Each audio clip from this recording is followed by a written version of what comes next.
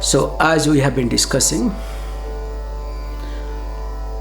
Ishwararpitam Nechaya Krutam Chitta Shodhakam Mukti Sadhakam. Ishwararpitam Ishwaraya Visvadhyakshaya Arpitam iti. That means it's very clear. If we look at our life, when we do karma, always karma phala is more important than the karma. So that means all our karma is dedicated to karma phala. So when we dedicate our karma to karma phala, and if the karma phala does not come according to my expectation, then I feel whatever karma I did is waste of time, waste of energy. That's why people use this word, I sacrificed my life. You understand? I sacrificed my life. Hey, you have never sacrificed life, remember? So the word is sacrificial goat or sacrificed, all these are religious words, okay, don't worry. Nobody has sacrificed anything in life. It is just to pass on the buck, not to take the responsibility. Because here we say, the purpose of karma is to purify your mind, that was we stopped, to uplift your mind, to make yourself available for the teaching. That one has to be very clear in this regard. So the whole purpose of karma is to make sure that you are available for the teaching. You are available for any given situation. You are available to face the present situation, not to be in the past nor in the future. Because this karma, remember, is not a direct means. Mukti sadhakam is an indirect means. This is the point to be noted. Because if you observe the whole concept of teaching, in fact, when Adi Shankaracharya came to this earth, okay, there is also big controversy with reference to his birth. So some people say BC, some people say AC, all these things, okay, lot of confusion is there. So some people believe that just some 800 years back, 1200 years back he was born. Some people be not to 2500 years back. So there is a controversy, let us not get into that. Till now they have not figured it out. So when he came, that time there were two sections. Predominantly Buddhism and the Karmakandins also were contesting with them, because both of them were struggling. So the Karmakandin, let me talk about the ritualistic Vedic, ritualistic person people, were being divided into many categories. Those who worshipped Vishnu, they call Vaishnavite. Those who worshipped Shiva, Saivites. Ganapati, Ganapatya. Shakti, Shakta. Surya, Surya Upasak, Saurya. So that means there are many categories, mainly these five, because this Pancha Puja, Panchayatana Puja was done those days. And they used to fight among themselves. And interestingly, Buddhism, now whatever today is being divided into Hinajana, Mahajana, these two categories. That time there was no Hinajana, Mahajana. That time it was Vajrayana. So Vajrayana means purely tantric. So how to get the power and boss over everybody, destroyed everybody. So they were more into karma. And all these people were thinking that karma will give liberation, mukti. This is our point here, okay? So everybody was clear and sure that karma will give mukti. That's why they were fighting among themselves. And of course, Buddhists, this Vajrayana people, they destroyed whatever they could because they were most powerful.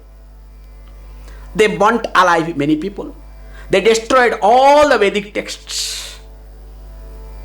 They didn't spare anything in India. That to undivided India. And forcefully, every king was converted. In fact, the great Ashok, because of that reason, this great Alexander, there is nobody called Alexander, as you know. History does not talk about Alexander, okay? There is nothing, there is nobody called Alexander, based on the history. But every story, everything, the great Alexander, because they picked up from the Ashok. Because they want to present, very nicely destroyed how history is being created. However, coming back, that when Ashok himself was forced to get converted into Buddhism, but they presented, till now it is being presented, oh, seeing the war, that too in Orissa, calling a war. So he got converted. His mind, hey, have you ever seen anybody after the war gets converted? That to get, when seeing all these things, definitely it's different thing altogether. However, he was helpless. In fact, his daughter was forced to shift from India to Sri Lanka, who spread Buddhism in Sri Lanka, called Sanghamitra. Coming back to the point, this is just extra thing because I need to talk these things, small things, so that you understand overall what is truth, what is reality. This is called teaching. That's why these people used to think that karma will give liberation, freedom. But in reality, here we say, yes, when Ramana Maharshi say mukti sadhakam, you have to be very careful. This is called, we have to supply the word, okay? So when he says that mukti sadhakam means for liberation, means indirect means for liberation. If you do not supply the word indirect, then whole purpose is lost. Because he says chitta sodhakam, for the purification of the mind. The next statement says mukti sadhakam, because being a poetry format. So he meant here indirect means for liberation.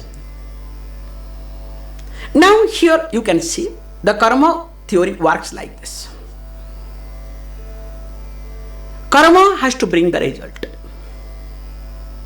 When karma brings result, whoever whatever does will get back. Neither you nor me can be spared. That's why our duty is not to create unnecessary karma. Each one of us, including me, I am putting, not to create unnecessary karma. Means not to involve, not to encourage bhoktrutvam in you. I hope technically you understand what we discussed last class. Not to encourage bhoktrutvam in you. Because the moment you encourage bhoktrutvam in you, remember, as an enjoyer, you will also suffer. The suffering becomes inevitable in your life when the enjoyership is predominant in you. So whole process is to reduce this bhoktrutva bhavam in you, so that you continue karma, what are to be done. Don't create or don't consider that you are a karta. I'll give a beautiful example which will be easier to understand, relate this concept. So there was a sadhu who was staying at the end of the village, having a small cottage. Let us say hut, not cottage, hut, that's a better word. And he used to come for bhiksha. And there was a lady who was an elderly lady, because her son had gone to, join army. So alone. So she used to give almost every day some chapati, some food, whatever gives to him. And the sadhu never says thank. Never. No thanking, nothing. But one word says, what you do, that you get back. 1 day, 2 days, months, years, this lady got really frustrated. What is this? So long I have been feeding this person. Not even if a single day. This fellow has thanked me. Is it right? And why should I give? And one day, when the sadhu came, there was no food. In fact, she did not come out. As usual, the sadhu said, what you do, that you get back. This lady got really angry. What is this? Next day, she thought, I must take revenge on this sadhu, because once for all, I must get rid of this fellow. Enough. So what he did, what she did, when next day sadhu came, she put some poison, added some poison in the food, and thought of giving the sadhu so that the sadhu can die once for all. And of course, when she was about to give, God knows something happened in her mind. She changed and again came back and took the right one, means proper food, and handed over to the sadhu. As usual, sadhu said, whatever you do, that you only get back. This lady was cursing herself. What is going on? And of course, the sadhu reached. The story goes further that day, one young man was coming back. And while walking back with the hot sun, he fainted. And of course, the sadhu could see it and brought him to his hut, gave him water, and discovered this fellow is really hungry, nothing to eat. So whatever food was there, he handed over, okay, please eat. And this young boy, of course, could eat and happily. Then after that said, okay, thank you very much, I am going. That time the sadhu said, whatever you do, that you get back. He did not acknowledge also thanks. And of course, this young boy came back. And surprisingly, this young boy was none other than the son of this lady. And the lady seeing very happy, seeing the boy, seeing the child. How come you are late? What happened? Something is wrong with your face. Then the boy said, look, ma, I was coming, I was fainted. I don't know, somebody rescued me. I think there is some sadhu is there. And in fact, he gave me some food. And when I thanked him, he did not acknowledge. In fact, he said, what you do, that you only get back. Of course, the lady realized. Just imagine, had she given him the poisonous food, what would have happened? The sadhu would have handed over to this young boy. So what I am highlighting here is the bhoktrutvam, kartrutvam and karta all are reflected in this story. And moreover, if you see your life, today what you get is your previous karma phala. That's why don't create unnecessary karma.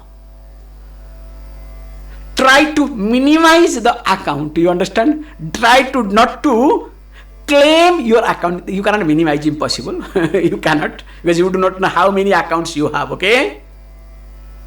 At least don't claim. Unnecessarily never claim over anything in your life if you are a sadhaka. That's why mukti shodhakam, chitta shodhakam, mukti sadhakam. The next verse. Kaya bangmana karyamuttamam pujanam japa chintanam krama. Kaya bangmana karyamuttamam pujanam japa chintanam krama. Now in this verse, Ramana Maharshi highlights that the division of karma, because after talking very carefully that karma will not give liberation, but karma is important, as karma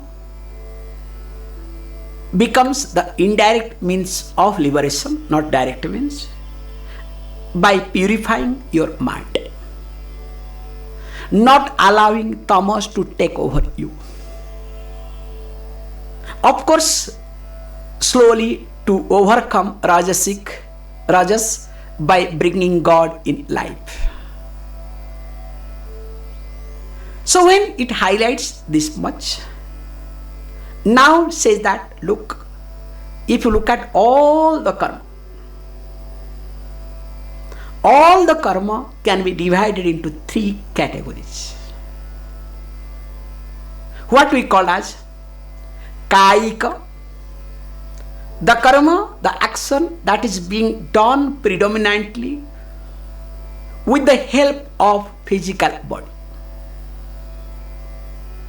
called Kayika. Then Vachik, the karma that is being done predominantly verbally, orally,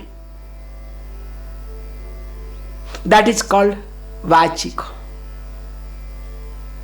And the third one is called Manasika.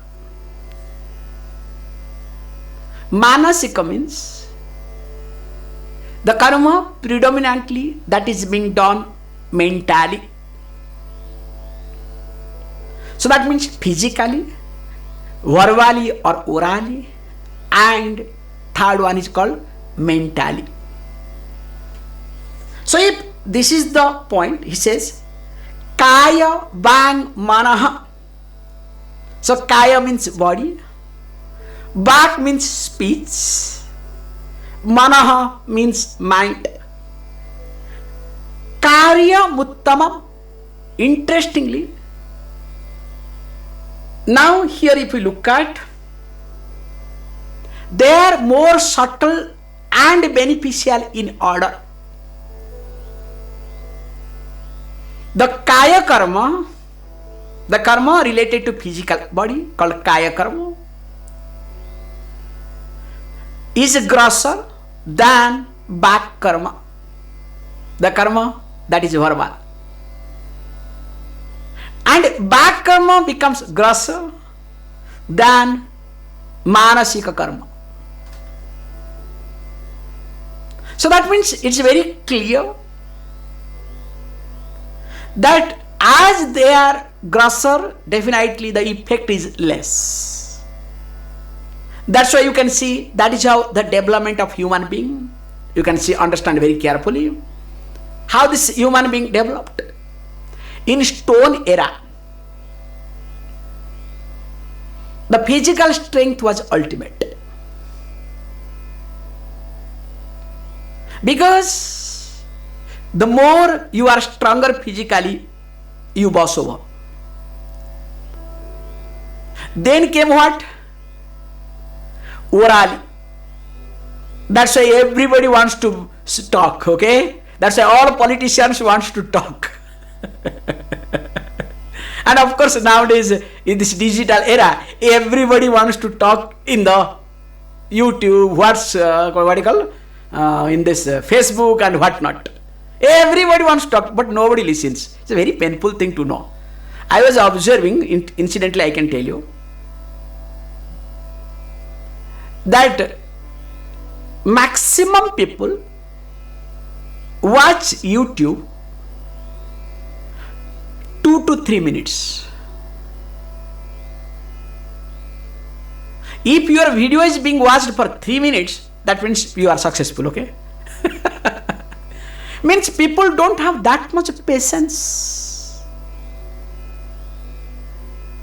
And watching 2 minutes or 1 minute, they also comment. You understand? Means they understand the whole content. Means how smart people think themselves. The pool of comment that you see in the YouTube and Facebook or whatnot, without seeing completely, they comment, which is wrong. I hope none of you are doing this, okay? God said, without going through complete content, never ever comment. It's a wrong thing to do. And this is what now present era. However, coming back, that Bachika karma or back karma is powerful than Kaya karma. And interestingly, mental work, that intellectuals are more powerful than those who speak. That's why we say kingmakers are always powerful than king. Because basically kingmakers are thinkers. So that's why if you observe your life, there should be slowly shift from Bachika karma, from Kaika karma to Bachika karma to Manasika karma. If you do not make a shift, if you do not grow up, always you are related to with your body. You are proud, you are comfortable with your body. Means unless you are proud and comfortable with your body, you cannot do Kaika karma much. You understand? So if you are always comfortable with your physical body or proud of your physical body, that means you are a gross person. Then slowly you need to shift to Bachika. Yes, now time has come to talk, like all these managers in the company, okay? Supervisors. Rather I can say supervisor, okay? Not manager. What does the supervisor do? Project leader, if you talk in software fellows. Architect, all the architecture, okay? What do? They do only Bachika karma. Only blabber and blabber, deliver nothing. Anyway, I don't have architecture now today, so you can communicate to him, okay? So he was being remembered today. So however, they only talk. So that means the talking is more important. Communication is more important. That's why. Then comes, as I told you, the manager. Does not talk, does not do anything, always keeps quiet.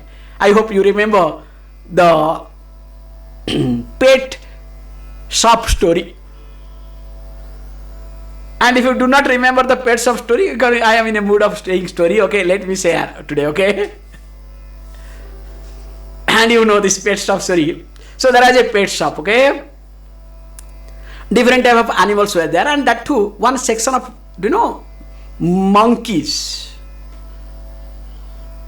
And nowadays, especially in social media, if you have a pet monkey, pet as really monkey, at no time you will be a superhero in all over the world or superheroine in all over the world. Because if you do any video with your monkey nicely, millions of people will watch in one day. Don't worry. So if you want to be popular, have a monkey as pet, not any other thing, okay?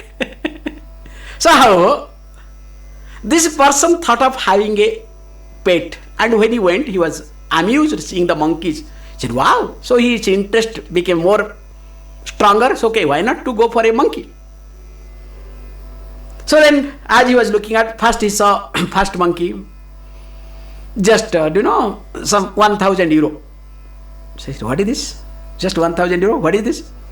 Actually, this monkey does not know anything, only knows how to type. He knows this Word, Excel, few things he knows, that's all. Means he can be sitting in front of the front desk person. Okay. Then when he goes to next, suddenly discover 5,000. Tag is there, 5,000. What is this? So sudden jump? Yeah. Because this fellow knows not only all these things, knows C++, Java and all these things. Means it can work in the back end. Oh, fantastic. That's why 5,000. The third monkey when he saw 10,000 tag, he was shocked. What is this going on? Yeah. This fellow not only knows the C++, Java and all these things, also knows all this search engine optimization. Not only he can work in the back end, also front end. Means the fellow is excellent. Look and feel everything. You can get a complete solution from this fellow. That's why 10,000. That's sensible. Suddenly he looked at, there is one monkey in the corner sitting. So this fellow eyes fell on there, wanted to see what is all about it. And when he goes near, suddenly discovered 50,000 euro. He said, this is too much, yeah. I can understand. 1,000, 5,000, 10,000. Where is 10 and where is 50? 40,000 difference. It's not possible. That means this fellow must be really great. So ask this pet owner, what is this all about it? Sudden jump. So what does this fellow know? Does he know C++, Java, front end, back end, any other end, or how is it, and how do you say? The shop owner said, this is what I am also confused. What? Yes, I am also confused. I do not know what this fellow knows. Till now, I don't know exactly what he knows. Then, how come so much money to be paid? Because he always keeps quiet, but he claims that he is the project manager of the project.